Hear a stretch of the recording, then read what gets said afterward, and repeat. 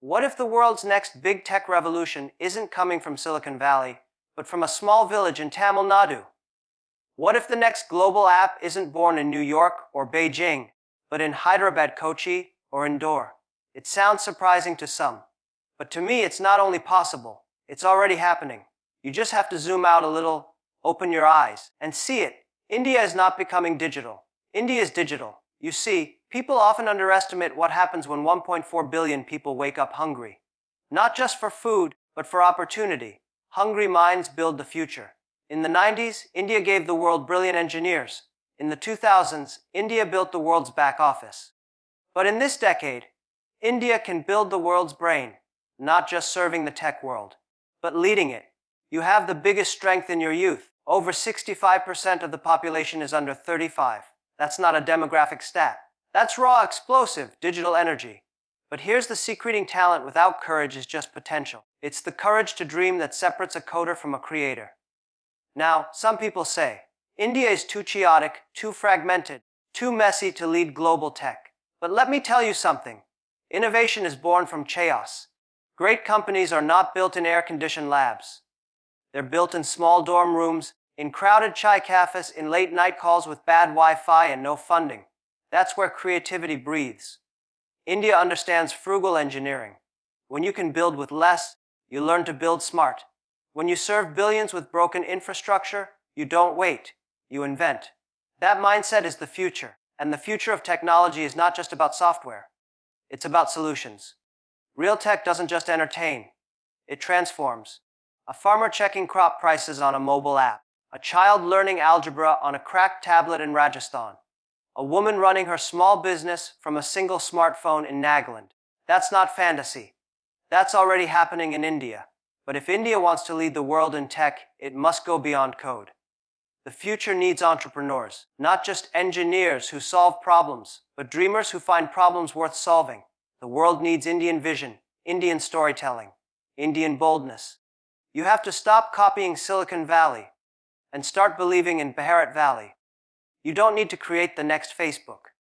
Create the first something the world has never seen, not just made in India. Invented in India. The world is shifting. Economies rise and powers rotate. The next Google could be built in Gurgaon. The next Tesla may run on Indian roads. But the real question is not, what if India becomes the next tech superpower? The real question is, are you ready to lead it? India's youth is its power core, a force that most of the world still does not fully understand or appreciate. When you walk through the streets of Mumbai, Bangalore, or even smaller towns like Lucknow, you see something remarkable in the eyes of young people. You see hunger not just for survival, but for growth. You see ambition that refuses to be contained by narrow lanes or old traditions. You see a collective energy that can transform not only India but the world. More than 65% of India's population is under the age of 35, and this is not a statistic to be quoted in reports and forgotten. This is a living, breathing engine of change. Youth means speed, flexibility, and a willingness to take risks. Young people are not afraid to fail because they have not yet been taught that failure is something to hide. They still believe that if you try often enough, if you work late enough, if you care deeply enough, something extraordinary will happen. This is where the seeds of a tech superpower are planted, not in shiny buildings or foreign investments, but in the everyday belief of millions of young Indians that their ideas matter, that they can build something that has never been built before. When you combine this youthfulness with technology, you create a force that is nearly impossible to stop. Young minds adapt to new tools faster than any policy or institution. They pick up a programming language in a month, they watch a video tutorial, and start their own online shop. They teach themselves design, marketing, coding, and sales in the span of a year. And the best part is that they do it not of luxury, but out of necessity. They do it because they have to find a way to earn, to create, to prove that where you are born does not dictate how far you can go. This mindset is what every investor, policymaker, and global leader should be paying attention to. Because while the world debates statistics, India's youth is already writing the next chapter. They are building apps to solve local problems, from agriculture to healthcare to education. They are dreaming of companies that are not only profitable but meaningful. They are imagining products that will not just serve the elite but empower the masses. Every time a young person in India learns to use technology as a tool, a new possibility opens up, and these possibilities multiply faster than any other resource on Earth.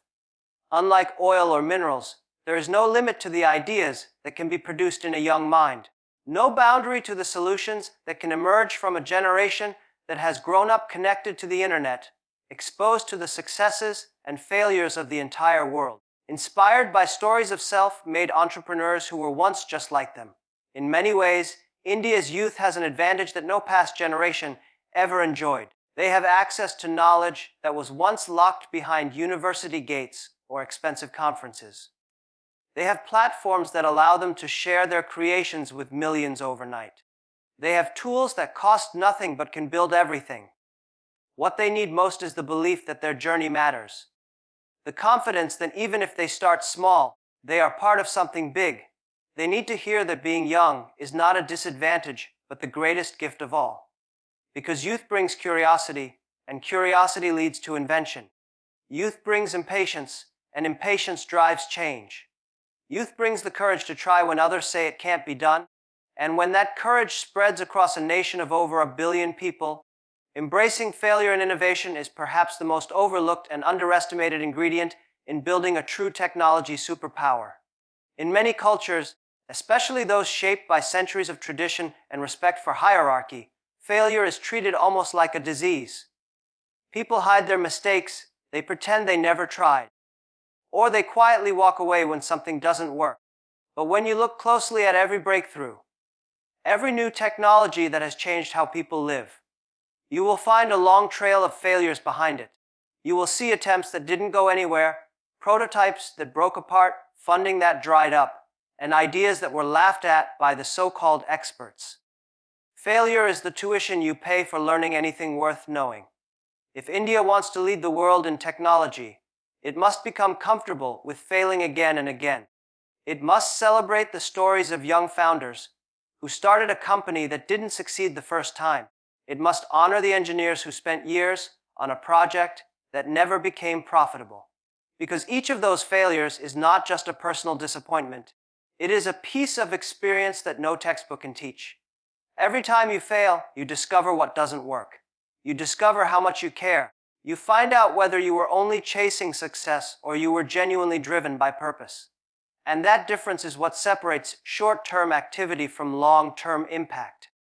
When you look at some of the most successful entrepreneurs in the world, you notice that almost all of them have failed more times than they have succeeded. But the reason we remember them is that they did not let failure define their identity. They let failure shape their skill. They learned to adjust, to pivot, to rethink, and to try again with more wisdom. The process of innovation is never a straight line. It is a messy, unpredictable journey that requires not just talent but resilience. In India, there is an entire generation growing up with more access to tools, knowledge, and markets than ever before. But along with this opportunity comes the pressure to look successful all the time. This pressure can be dangerous because it makes people afraid to take risks. It pushes them to copy what already works instead of exploring something new. It convinces them to stay in their comfort zone rather than stepping into the unknown. If India wants to lead in technology, it must replace this fear with a culture that respects the effort more than the outcome. A culture that tells young people it is okay if their first attempt fails because the learning is still valuable. A culture where investors understand that failure is part of the process and not a reason to walk away forever. A culture where parents feel proud that their children are trying to build something of their own, even if it does not succeed right away. In the long run, the nations that embrace failure as a teacher are the ones that build lasting innovation. Because the only way to discover something truly original is to try things that have never been tried. And when you do that, you will fail much more often than you succeed. This is why failure should never be hidden or whispered about as a secret shame. It should be shared openly, discussed honestly, and analyzed carefully. When young entrepreneurs hear the stories of those who failed and got back up, they find the strength to keep going themselves. They learn that the first failure is not the end, but the beginning of deeper understanding. They realize that failing is not proof that you are not good enough. It is proof that you are trying something hard enough to matter. And that is the spirit that drives real progress. Innovation is about courage, and courage is tested in the moments when everything goes wrong. It is in these moments that character is built, skills are sharpened, and vision becomes clear. The spirit of frugal engineering is something the world has begun to admire about India, though it has been part of the culture for generations. When people have limited resources, they learn to stretch every rupee, every hour, and every ounce of effort to create something valuable. In India, this is not just a strategy. It is a necessity. It is why you see entrepreneurs who start companies from small apartments with second-hand computers and borrowed internet connections. It is why you see teams building prototypes out of recycled parts, why you find students launching apps with almost no budget, why you discover solutions that cost a fraction of what they would anywhere else. This mindset of frugality is not about compromise. It is about ingenuity. It is about looking at constraints and turning them into opportunities. When you do not have endless money to throw at a problem, you are forced to think creatively. You ask better questions. You strip away the unnecessary. You focus on what really matters. And that focus often leads to innovations that are simpler, cheaper, and more scalable than anything produced in an expensive lab. Frugal engineering is why India has been able to build technologies that reach the masses, not just the elite. You see it in low-cost smartphones that bring connectivity to millions of first-time users. You see it in healthcare devices that can diagnose diseases quickly and affordably in rural clinics. You see it in agricultural tools that increase yields without requiring big investments from small farmers. Every time a young innovator in India solves a problem with limited means, they prove that creativity does not depend on privilege. It depends on perspective. It depends on the determination to do more with less. This determination is a powerful advantage because the rest of the world is also learning that resources are finite. The old model of throwing money at challenges and hoping for success is unsustainable. The future belongs to those who can build efficient solutions that use fewer inputs and deliver greater impact. India has been practicing this for decades, often out of sheer survival. Now, it can turn this experience into leadership. When investors and business leaders look at India, they often focus on the size of the market or the number of engineers graduating every year. But what they should be studying even more carefully is the culture of resourcefulness. This culture means that young founders are not waiting for perfect conditions to start. They are not waiting for large funding rounds or luxury offices. They are starting with what they have, where they are. They are testing ideas quickly and learning from the results. They are willing to adapt, to pivot, to rebuild. This agility is something money cannot buy. It is earned through experience, through hardship, and through the refusal to give up just because the resources are limited. In many developed economies, innovation happens in comfortable environments with predictable timelines and generous budgets. But the reality is that most of the world does not have that comfort. Most of the world looks more like India. Places where infrastructure is patchy, where supply chains are unreliable, where funding is scarce.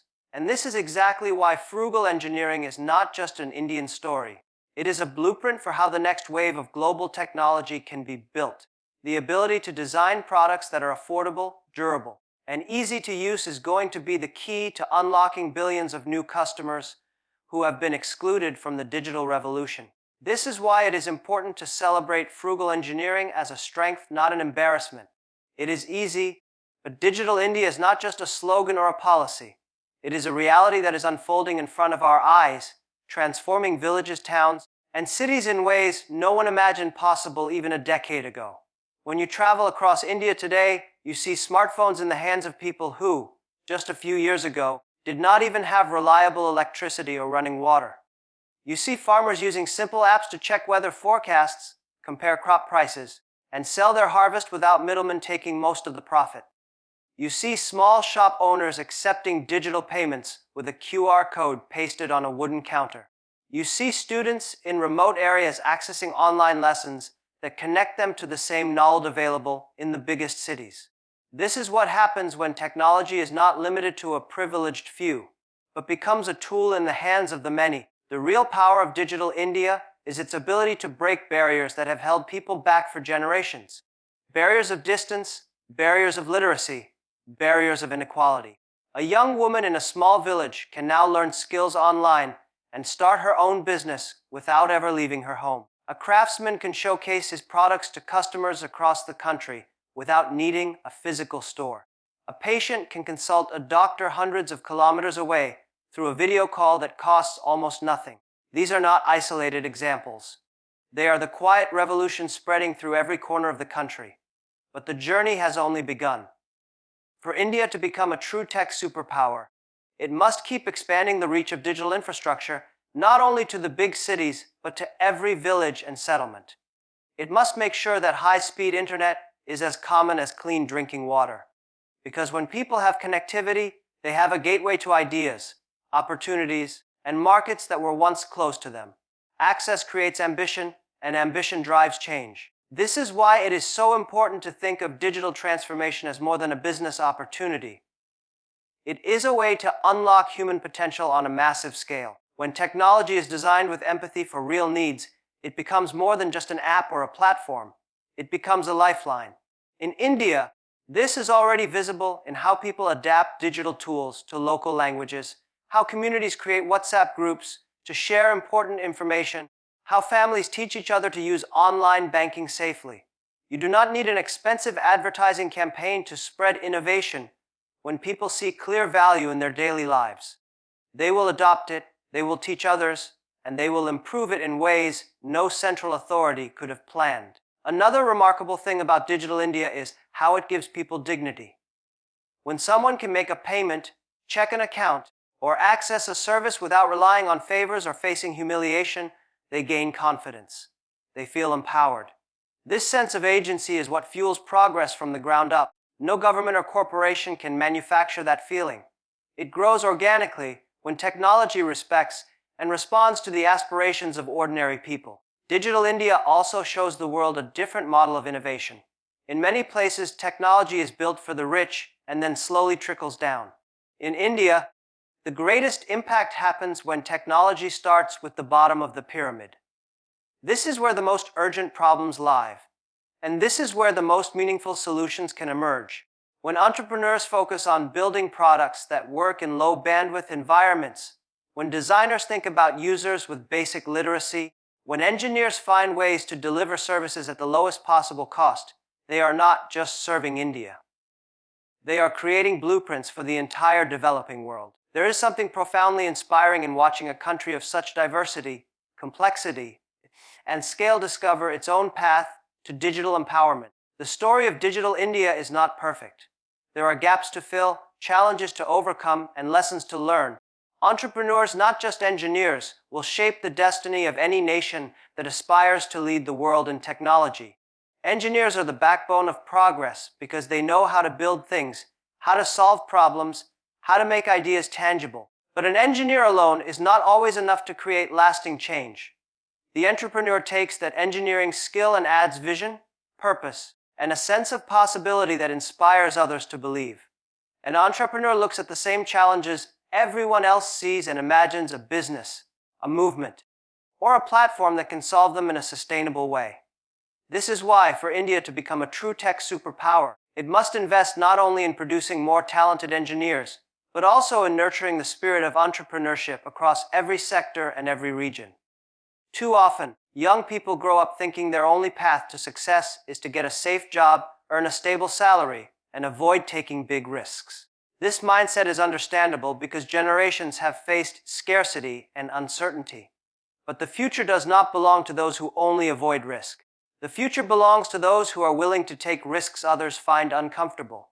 Entrepreneurs are not gamblers. They are disciplined dreamers. They take calculated risks. They study the market. They build prototypes. They talk to users. They adjust their ideas again and again until something works. This process requires not just technical skills, but a mindset that says, even if I fail, I will learn. Even if people doubt me, I will persist. India is already home to some of the most promising startup ecosystems in the world. From Bangalore's technology corridors to Hyderabad's innovation hubs to the new clusters emerging in cities many people cannot even locate on a map. What is special about this moment is that entrepreneurship is no longer the privilege of those who come from wealthy families or elite universities. A young person with a laptop, an internet connection, and the determination to solve a real problem can now attract attention, funding, and mentorship. This democratization of opportunity is the foundation for the next wave of breakthroughs. But it is still only the beginning. For India to lead, it must go deeper. It must encourage entrepreneurship in sectors beyond consumer apps and e-commerce. Healthcare, education, agriculture, energy. These are the areas where technology can touch the lives of hundreds of millions of people who have been left out of the prosperity story so far. It is also essential to remember that entrepreneurs need ecosystems to thrive. They need supportive policies that reward innovation instead of punishing failure. They need access to mentors who can guide them through the inevitable struggles of building something from scratch. They need investors who are patient enough to see long-term value, not just quick returns. They need networks of other entrepreneurs who will share stories, offer encouragement, and remind them that no dream is too big if you are willing to work for it. When this kind of ecosystem takes root, a culture emerges where entrepreneurship becomes a respected path, not an odd choice. Another powerful shift happens when young engineers begin to see themselves as potential entrepreneurs.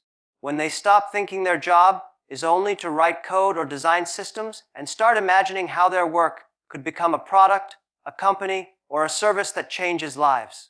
This is when ideas move beyond the lab or the classroom and start to shape industries. It is the moment when knowledge transforms into impact. There is extraordinary talent in India's engineering colleges and universities. But talent alone will not make India a tech superpower. It is the courage to build something new, the discipline to persist through failures, and the imagination to see possibilities that no one else can see.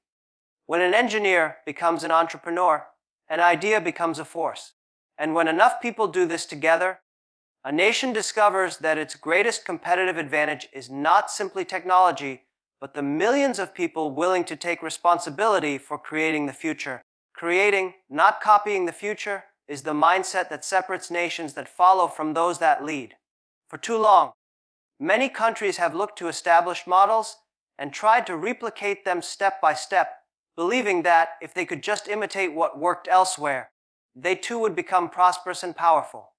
But true leadership in technology is never built on imitation alone. It is built on original thinking, on the courage to ask new questions, and on the willingness to invent solutions that no one else has imagined. When you only copy, you are always behind. When you create, you set the pace for others to follow.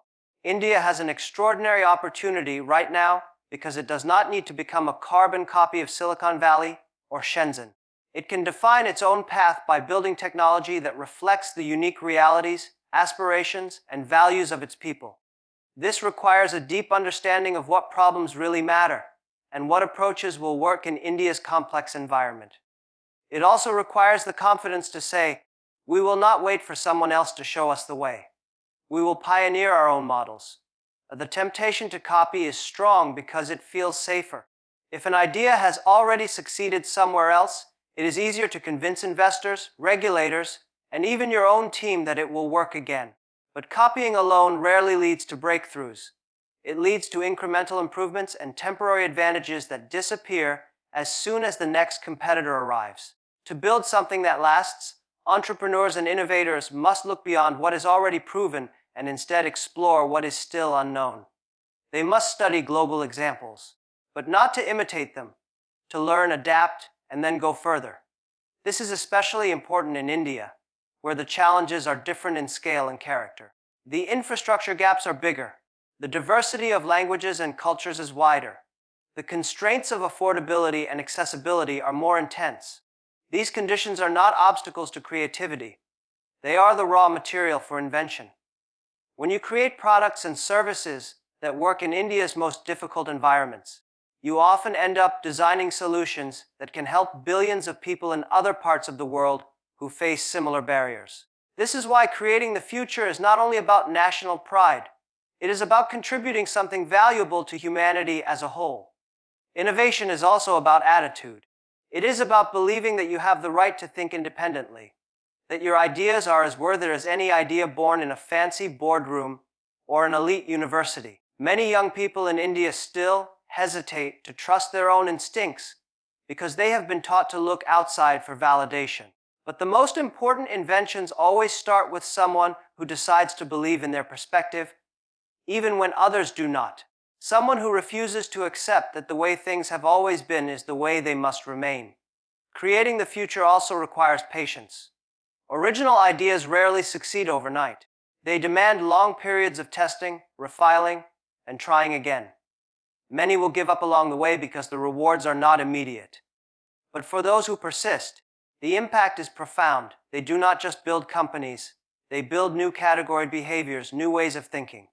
They inspire others to try, and over time, they shift the culture from imitation to innovation. One of the most powerful signals that India is ready to create rather than copy is the number of young people starting businesses that have no international template. Social enterprises that blend technology with community development. Platforms that empower small traders instead of replacing them. Health solutions that combine ancient practices with modern science. These are not borrowed ideas. They are original responses to local needs. This spirit of originality can be India's greatest strength if it is nurtured, respected, and celebrated.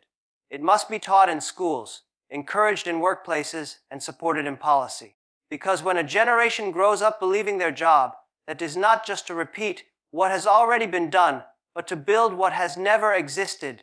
The question is not whether India has the potential to lead in technology, but whether it is ready to take responsibility for shaping what that leadership will mean for the world.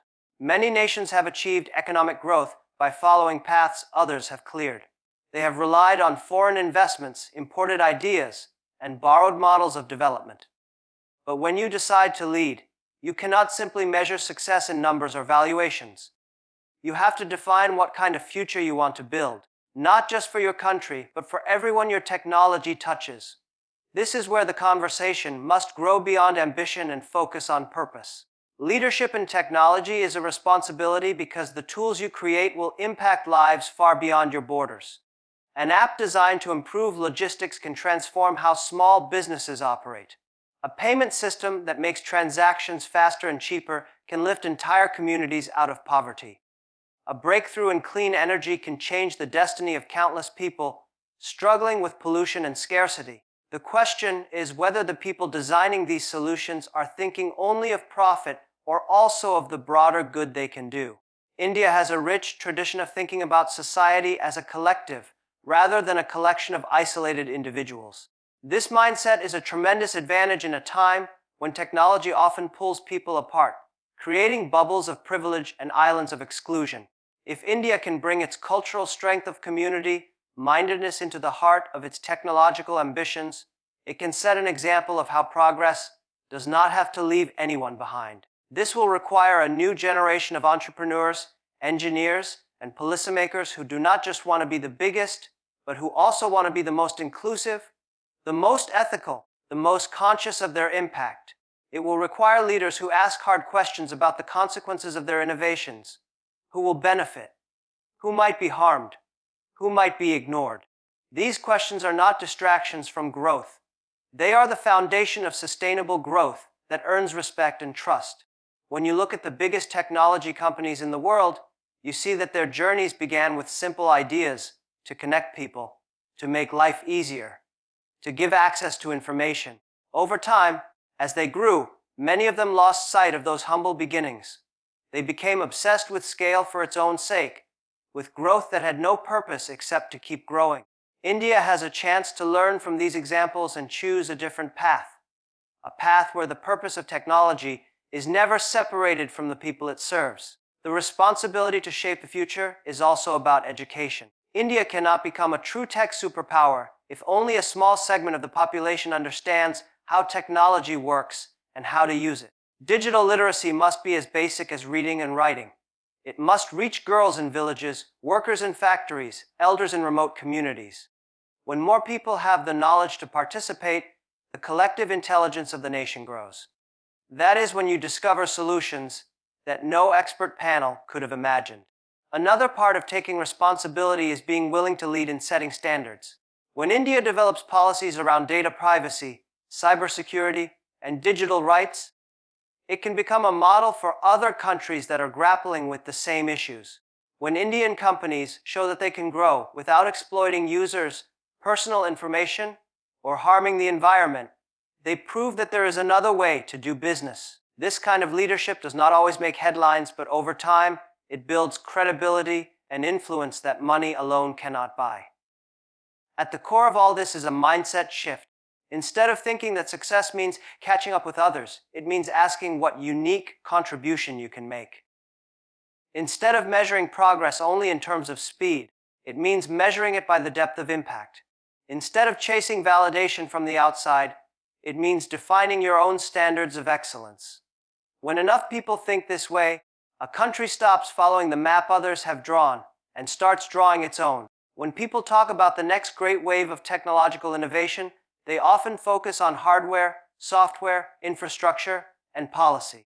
But the most powerful ingredient in any transformation is something less obvious and much harder to quantify: belief. Belief is what gives an entrepreneur the courage to start a business when everyone else is telling them to get a safe job. Belief is what keeps a team working late into the night, even when their first version fails and their funding runs out. Belief is what makes a young student in a small town think, "Why not me? Why can't I be the one to build something that changes the world?"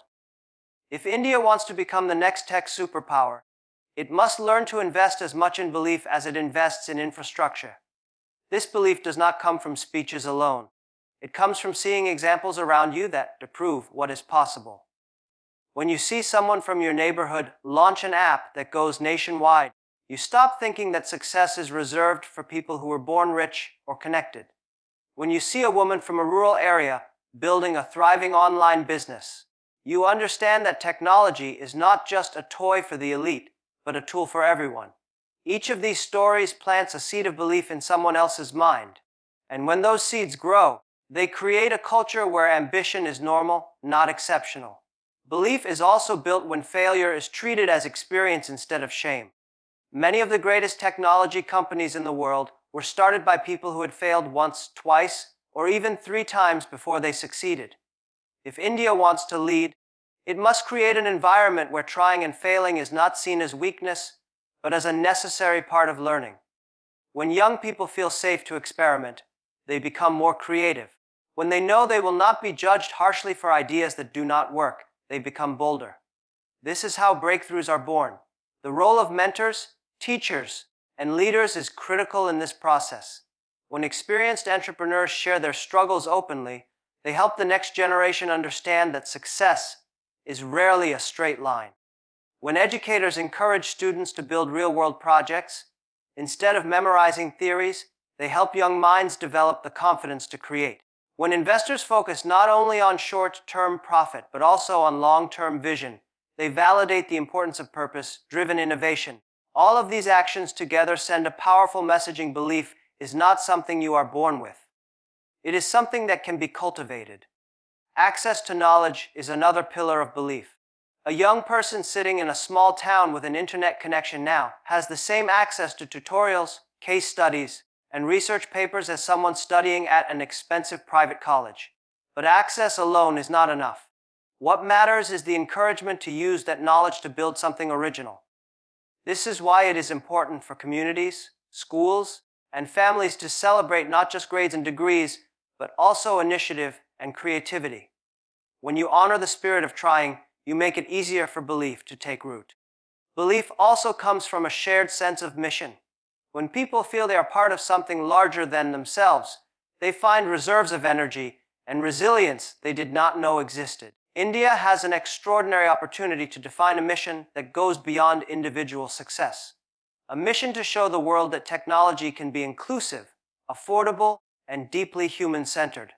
A mission to prove that innovation is not about a few people getting richer, but about millions of lives getting better.